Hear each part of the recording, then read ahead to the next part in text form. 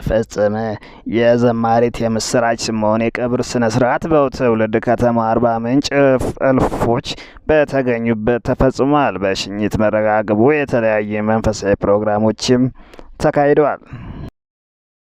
ከውስን ቦታዎች ውጪ በኢትዮጵያ ጉዳት እየደረሰ ያለ ግጭት የለም። የሰላም ሚኒስቴር ከአማራና ከኦሮሞ ክልል ውስን ስፍራዎች ውጪ በኢትዮጵያ የሰብአዊም ቁስ ጉዳት እየደረሰም ያለ ግጭትም የለም ሲሉ የሰላም ሚኒስትር አቶ መሐመድ እድሪስ ተናገሩ።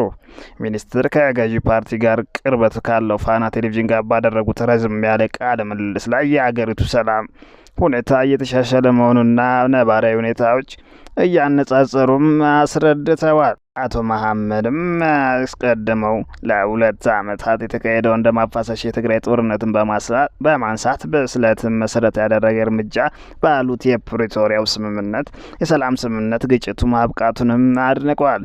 የአማራ ክልል የትጥቅ ግጭትን በተመለከተ ከ2 ዓመታት በፊት በክልሉ አብዛኞቹ አካባቢዎች በታጣቂዎች ቁጥጥር ስር እንደነበሩም አንስተው ክልሉ ከፍተኛ ሰላም መደፍረስ እንደነበረበትም አስታውሰዋል። በክልል ውስጥ መንግስት ባከናወናቸው ስራዎችና በህብረተሰቡ አስተዋይነት ነባራዊ ሁኔታዎች መቀየሩን ጠቅሰው ከእለት ተዕለት የሰላም ሁኔታው እየተሻሻለም ነው ብለዋል። በኢትዮጵያ ፈተና ሳያጠኑ ማለፍ እንደማይቻል ግልጽ እየሆነ ነው። ፕሮፌሰር ብርሃኑ ነጋ በኢትዮጵያ እንደ ከዚህ ቀደሙ ፈተና ሳያጠኑና ሳይረዱ ማለፍ እንደማይቻል ግልጽ እየሆነ በመምጣቱ አብዛኛው የትምህርት ማህበረሰብ በትኩረት ልጁን ለማብቃት ርብርብ ማድረግ መጀመሩን የትምህርት ሚኒስቴር ፕሮፌሰር ብርሃኑ ነጋ ተናገሩ። የትምህርት ሚኒስቴሩ ፕሮፌሰር ብርሃኑ የ12ኛ ክፍል ፈተና ዝግጅት በተመለከተ ለኢቲቪ 57 የዜና መሰናዶ በሰጡት ማብራሪያ ሀገር አቀፍ ፈተና ያለምንም እክል ለመስጠት በቂ ዝግጅት ተደርጓልን ብለዋል። እንደ ሀገር በወረቀትም ሆነ በበይነ መረብ ፈተናውን ያለምንም ችግር ለመስጠት ከ28,000 በላይ ፈታኞችን ተመልምለውም ነው ያሉት። ባለፉት ጊዜያት ብዙ ተማሪዎች ማሳለፍ ያልቻሉ ትምህርት ቤቶች ላይ ትኩረት በማድረግ የማጠናከሪያ ትምህርት ሲሰጥ እንደነበረም ያስታወሱት ሚኒስተሩ በዘንድሮ ፈተና ብዙ ተማሪዎች የማሳለፍ እድል እንዳላቸውም ጠቁመዋል። ሀገራዊ ፈተና በበይነ መረብ የሚፈተኑ 150,000 ተፈታኞች አስፈላጊውን ልምምድ እያደረጉ መሆናቸውንም አንስተዋል። ያነበቡ ተማሪዎች እንዲሁም ተማሪዎችን በደንብ ያዘጋጁ ትምህርት ቤቶች ጥሩ ውጤትን ማምጣት እንደሚችሉም ያላቸው እምነትን ገልጸዋል። በፈተና ወቅት የኢንተርኔትና የመብራት መቆራረጥ እንዲሁም ሌሎች ችግሮች እንዳይፈጠሩ ከ10 ተቋማት የተውጣጣ ግብረ ኃይል ተቋቁሞ እየሰራ መሆኑንም ተናግረዋል።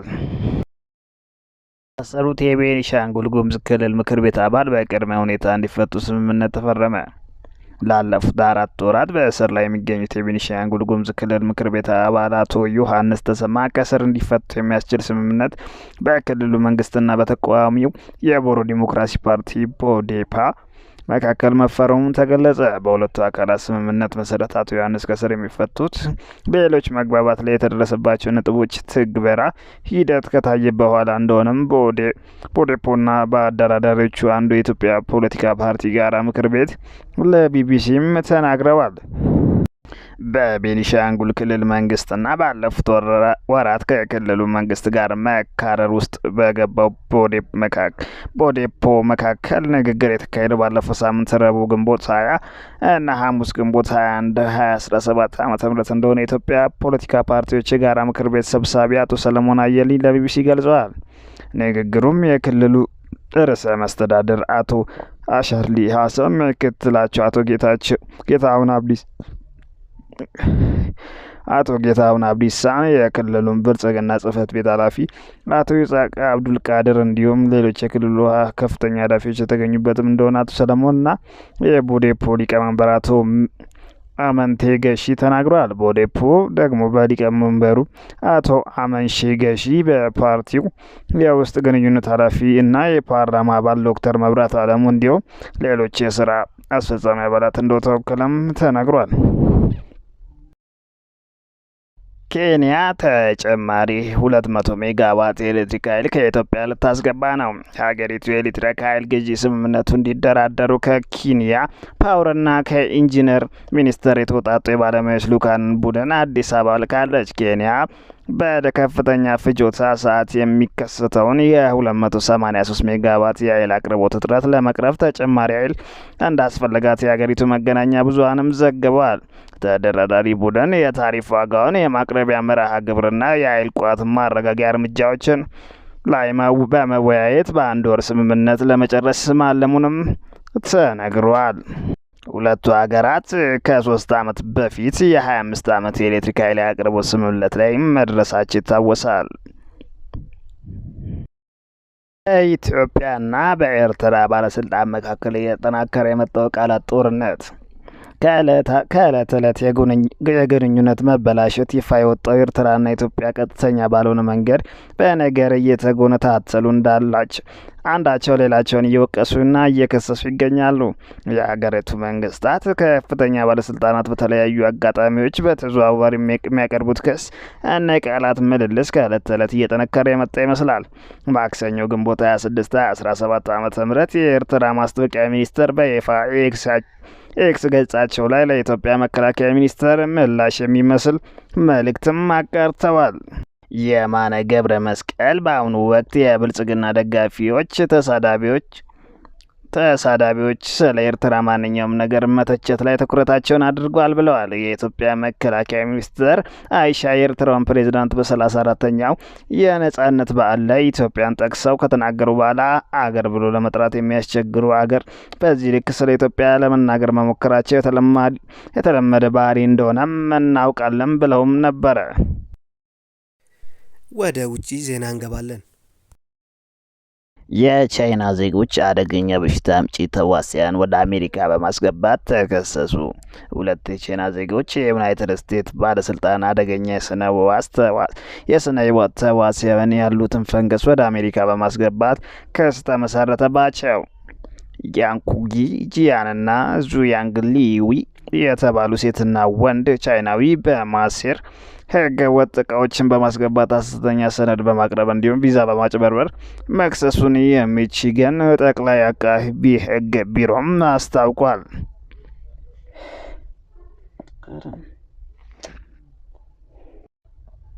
የ34 ዓመቱ ዙዊንግ ሉዊ ፈንገሱ በዲትሮይት አየር ማረፊያ በማስገባት የ33 ዓመት ፍቅረኛውን በምትሰራበት በሚቺገን ዩኒቨርሲቲ ቤተ ሙከራ ለማጥናት ሙከራ ማድረጉን የክስ ዝርዝሩ ያስረዳል።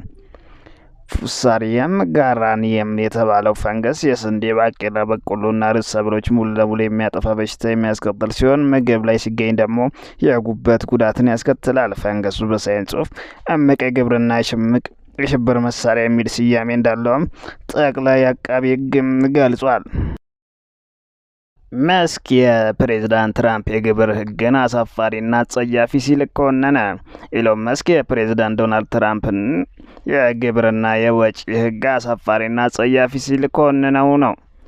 የባለ ብዙ ትሪሊየን ዶላር የታክስ እፎይታና ተጨማሪ የመከላከያ ወጪዎችን ጨምሮ የአሜሪካ መንግስት ተጨማሪ ገንዘብ እንዲበደር የሚፈቅደው ይህ ህግ በግንቦት ወር በተወካዮች ምክር ቤት ጸድቋል። ማክሰኞ ዕለት በኤክስ ገጹ ላይ በለጠፈው ጽሑፍ ላይ ይህን ህግ ለማጽደቅ ድምጻቸውን የሰጡ ያሳፍራሉም ብሏል። ቢሊዮነር መስክ በትራምፕ አስተዳደር ውስጥ ዶጅ ተብሎ ከሚጠራው ቡድን ጋር ለ129 ቀናት ወጪን ለመቀነስ ከሰራ በኋላ በድንገት አስተዳደሩን መልቀቁን ጠቅሷል ይታወሳል። ኢሎን መስክ ቀደም ሲል እቅዱ አሳዛኝ ብሎ የጠራው ቢሆንም አሁን የሰጠው አስተያየት ግን የመንግስት ኃላፊነትን ከለቀቀ በኋላ ከትራምፕ ጋር ለመጀመሪያ ጊዜ ያለውን አለመግባባቱንም ያመለክታል። ዩናይትድ ኪንግደም ከሩሲያ ጋር ግጭት ሊፈጥር ይችላል በሚል 100,000 አዳዲስ ሰው አልባ አውሮፕላኖችን ለዩክሬን ለማድረስ ቃል ገባች። እንግሊዝ ባለፈው ዓመት ከላከቻቸው 10,000 ዩቪዎች ሰው አልባ ድሮኖች በተጨማሪ 100,000 አዳዲስ ሰው አልባ ድሮኖችን እንደ አውሮፓውያን አቆጣጠር እስከ ኤፕሪል 2026 ለዩክሬን ለማቅረብ ቃል ገብታለች። ውሳኔው ብሪታንያ አዲስ ይፋ ካደረገችው የስትራቴጂክ መከላከያ ግምገማ ሰነድ ጋር የሚጣጣም ነው ተብሏል። በዚህ ግምገማ ላይ ሀገሪቱ ሩሲያና ቻይና እንደ ስጋትም ማስቀመጡን ከሁለት ቀን በፊት መዘገባችን አይዘነጋም። ለንደን አስፈላጊ ከሆነ ለመዋጋትም ዝግጁ መሆኗንም ሰነዱ ያስረዳል። ለንደን 350 ሚሊዮን ፓውንድ ወይም 470 ሚሊዮን ዶላር በማውጣት ለኪየቭ አዲስ ሰው አልባ ድሮኖችን ለማድረስ መመደቧ የመንግስት መግለጫ ዛሬ ሲያስታውቅ የዩክሬን ጦር ኃይሎች የድሮን ጦርነት ውጤታማነትን አሳይተዋል። የኪየቭ የድሮን ፍላጎት የዩናይትድ ኪንግደም ኢኮኖሚም ከፍ አድርጎታል ብላለች።